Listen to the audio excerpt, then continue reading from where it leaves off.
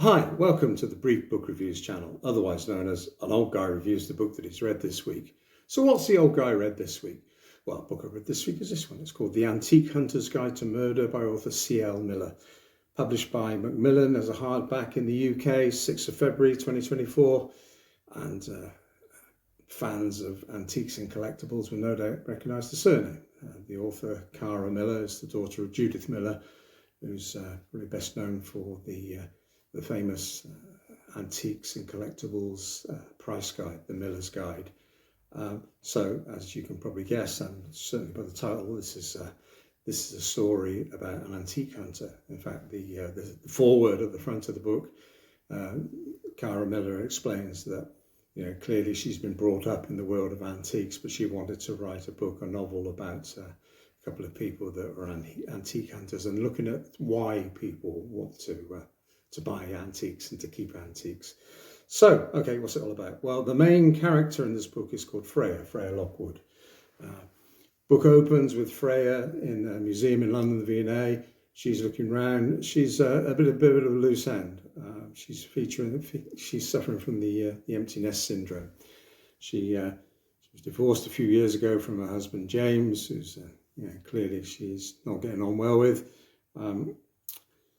James said that as part of the settlement, she could keep the house until their daughter Jade was of non-school age, i.e. when she left school, they'd have to sell the house.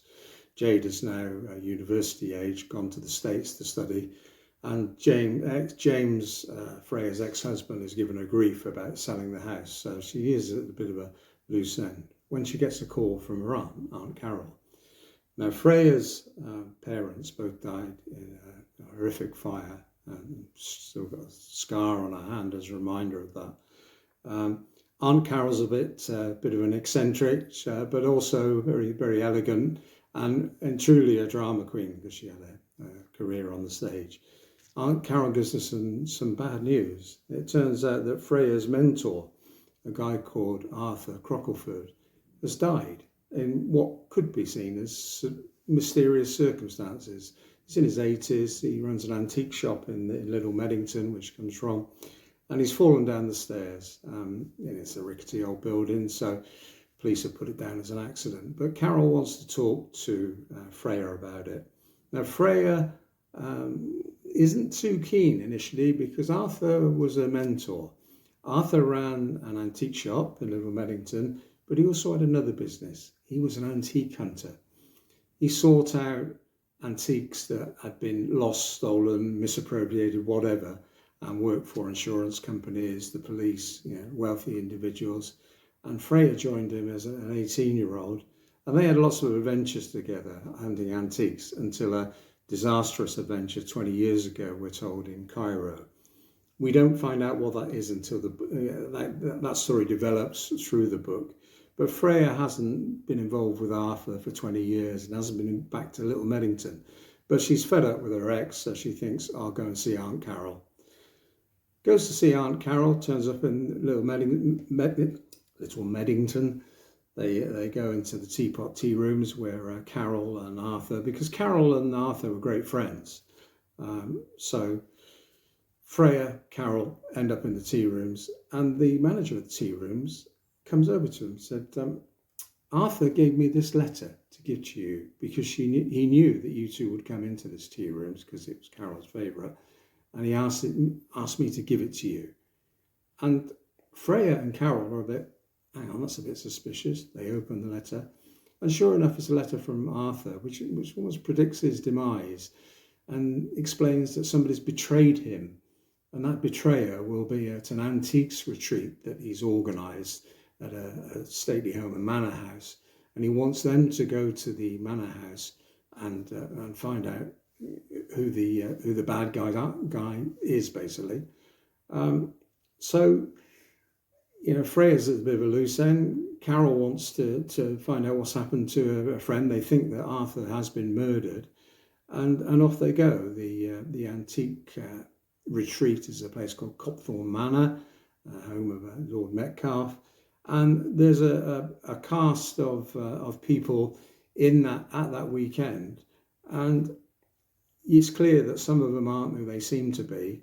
And as soon as Freya steps inside the door, she realises that things aren't quite as they seem to be in Copthorne Manor.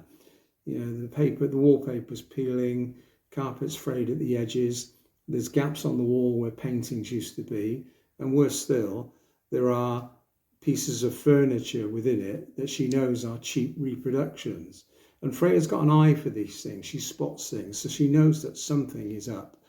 So there you have it. That's the start of the plot. It's cosy crime at its best.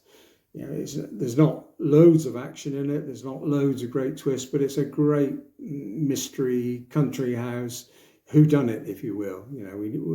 We see all these characters. We know they're not actually who they seem to be, and Freya and Aunt Carole have to find out who the perpetrator of Arthur's demise is, and also clearly that person has murdered once. They're in danger themselves.